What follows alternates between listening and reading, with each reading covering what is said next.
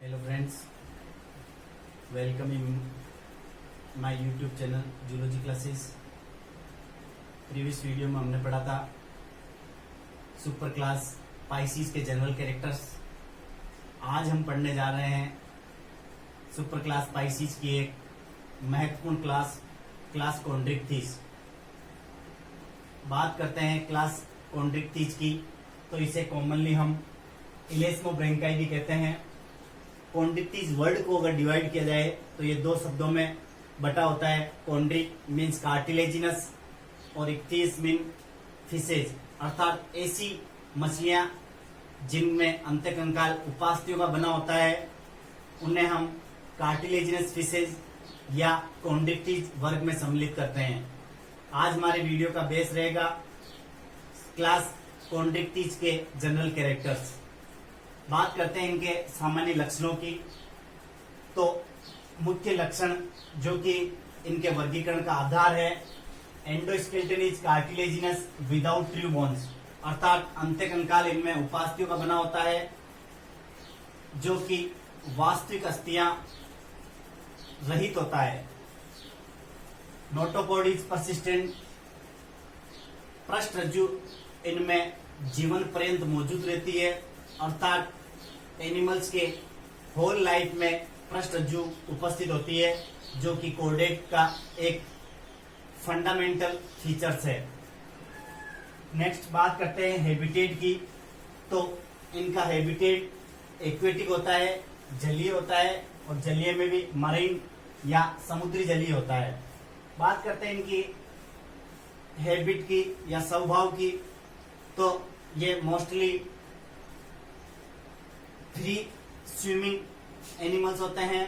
Body की बात करें तो बॉडी इलोंगेटेड होती है, स्ट्रीम लेनियर होती है और स्पिंडल शेप्ड होती है, जो कि फिशेज का डायग्नोस्टिक कैरेक्टर है।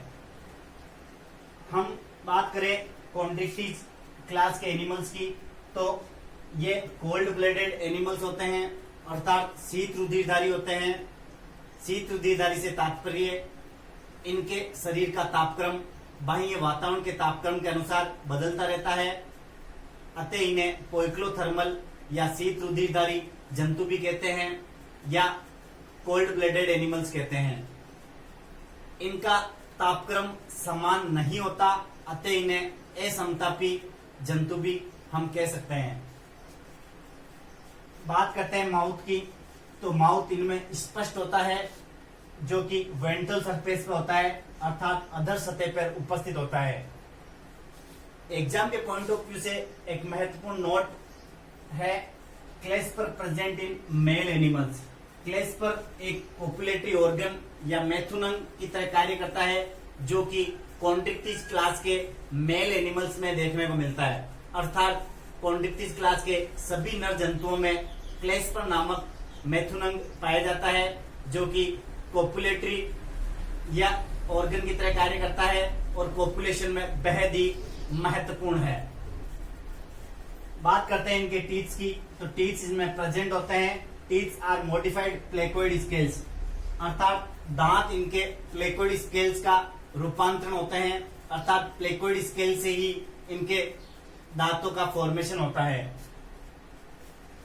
एक और कैरेक्टरिस्टिक फीचर है क्लास कॉन्ड्रिक्थिस का, स्नाउट कंटेन्स एम्पुला ऑफ लोरेंजिनी। ये बेहद ही इंपॉर्टेंट पॉइंट्स हैं इनके जनरल कैरेक्टर्स में से, और एग्जाम में कई बार रिपीट किया जाता है। एम्पुला ऑफ लोरेंजिनी की बात करें तो एम्पुला ऑफ लोरेंजिनी एक विशेष प्रकार की संरचना है जो इनके मिड डोर्सल सरफेस पे पाई जाती है या मध्य पृष्ठ सतह पे पाई जाती है, या आप कह सकते हैं स्नाउट के मध्य पृष्ठ सतह पे उपस्थित होती है।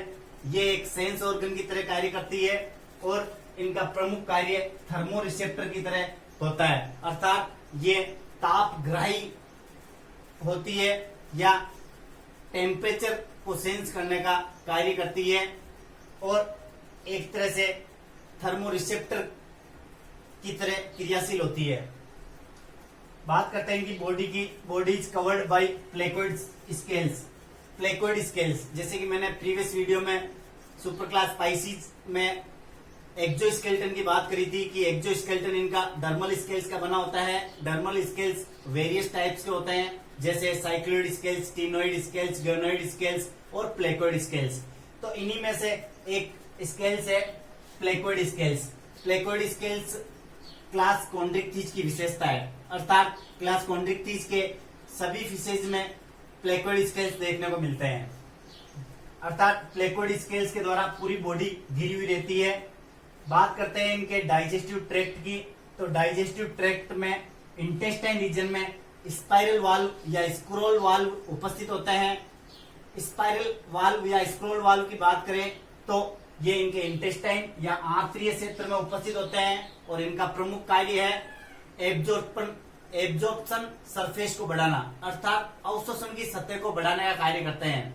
पचित भोजन के अवशोषण में ये सहायक होते हैं और ये अवशोषण की सतह बढ़ाने का कार्य करते हैं।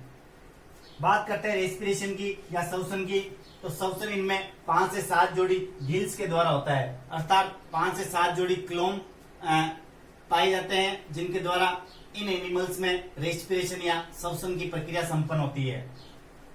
इनके अलावा एक महत्वपूर्ण कैरेक्टर की बात करें जिन्हें आप नोट कर सकते हैं, स्विम ब्लैडर्स इज एब्सेंट। बात करते हैं इनमें एयर ब्लैडर या स्विम ब्लैडर की, तरणाशी जिसे कहते हैं, तो ये इनमें अनुपस्थित होता है। इसी की वजह से ये जंतु जीवन पर्यंत तैरते रहते हैं। समुद्रों में आपने देखा होगा जो कार्टिलेजस फिशेज होती है वो होल लाइफ तैरती रहती है। इसका महत्वपूर्ण कारण ये होता है कि इनमें एयर ब्लैडर और स्विम ब्लैडर अनुपस्थित होते हैं, जिनकी वजह से शरीर बायोन्सी शो नहीं कर पाता है, अर्थात उत्प्लावकता शो नहीं कर पाता है और इन्हें लगातार डूबते रहने का खतरा रहता है। इस वजह से ये जंतु अपने जीवन के दौरान तैरते रहते हैं, अर्थात अपने आप को सुरक्षित रखने के लिए ये समुद्र में लगातार कंटिन्यूसली मूव करते हैं। ये इनका महत्वपूर्ण कैरेक्टर है। तो आपको एग्जाम के पॉइंट ऑफ व्यू से ये भी ध्यान रखना है कि इनमें बायोन्सी की क्षमता एब्सेंट होती है, अर्थात उत्प्लावकता की क्षमता एब्सेंट होती है।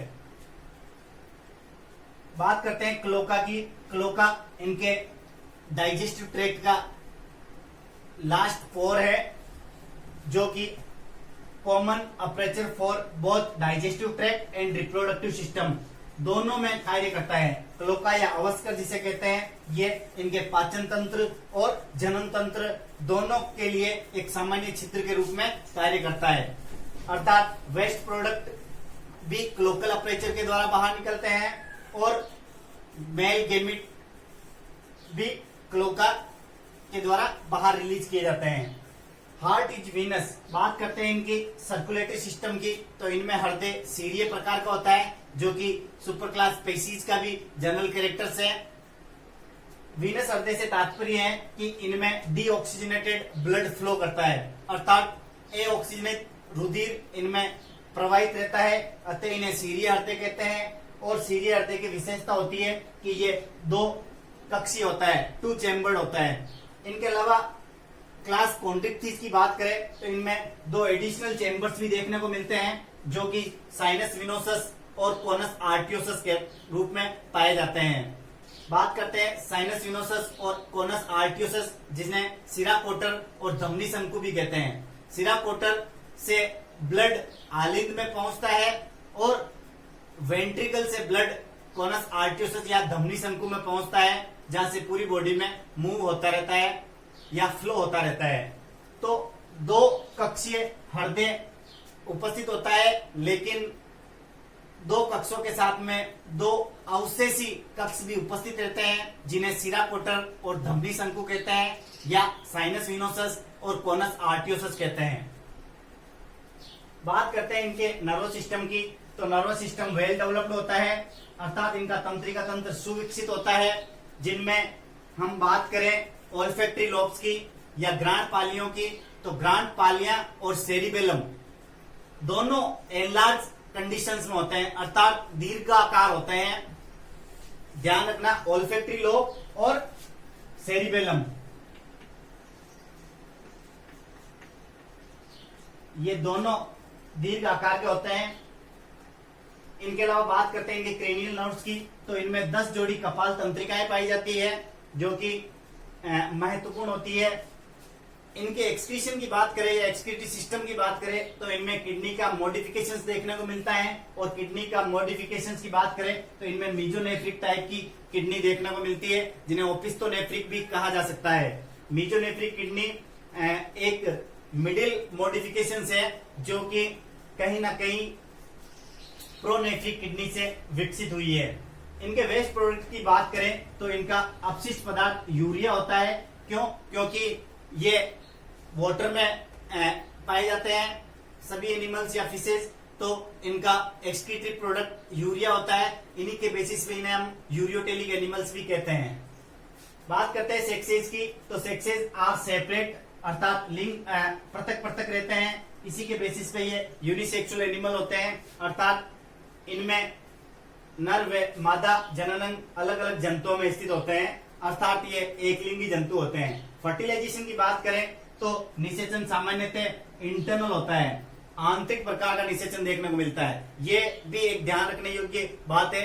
एक्चुअल में ये वाटर में पाए जाते हैं और वाटर में कॉमनली एक्सटर्नल टाइप का फर्टिलाइजेशन देखने को मिलता है, लेकिन क्लास कॉन्ड्रिक्टिस की विशेषता होती है कि इनमें क्लेस्पर मौजूद होता है जो कि एक कोपुलेटरी ऑर्गन की तरह कार्य करता है। इसकी सहायता से गैमेट्स बॉडी के भीतर रिलीज कर दिए जाते हैं। अतः यहाँ ध्यान देने योग्य बात है कि इनमें फर्टिलाइजेशन इंटरनल होता है, अर्थात निषेचन आंतरिक प्रकार का होता है। बात करते हैं इनके अलावा अन्य कैरेक्टर्स की, तो एनिमल्स आर ओवोविविपेरस, अर्थात अंड जरायुज होते हैं। इनके अलावा ओविपेरस या अंडयूज भी होते हैं। सामान्यतः अंडयूज होते हैं, लेकिन कुछ एक्सेप्शंस के बेसिस पे आप कह सकते हैं कि ये एनिमल्स ओवोविविपेरस होते हैं, अर्थात अंडों से इनके शिशु निकलते हैं। बात करते हैं इनके कॉमन एग्जांपल्स की, तो क्लास कॉन्ड्रिक्टिस में हम 7 फिशेज को सम्मिलित करते हैं, जैसे स्कोलियोडोन जिसे कुत्ता मछली कहते हैं या डॉग फिश कहते हैं, टोरपेडो जिसे इलेक्ट्रिक रे या इलेक्ट्रिक में मछली कहते हैं, ट्राइगन जिसे स्टिंग रे कहते हैं, काइमेरा जिसे रेड फिश कहते हैं या कुत्ता मछली कहते हैं, राइनोपेटस जिसे गिटार फिश कहते हैं या गिटार मछली कहते हैं। तो स्टूडेंट्स, ये थे क्लास कॉन्ड्रिक्टिस के जनरल कैरेक्टर्स। आई होप आपको ये वीडियो पसंद आया होगा। अगर मेरा वीडियो आपको पसंद आया तो आप इसे अधिक से अधिक लाइक, शेयर और सब्सक्राइब करें, और अपने क्लासमेट्स को और बायोलॉजी एस्पिरेंट्स को अधिक से अधिक शेयर करें। धन्यवाद।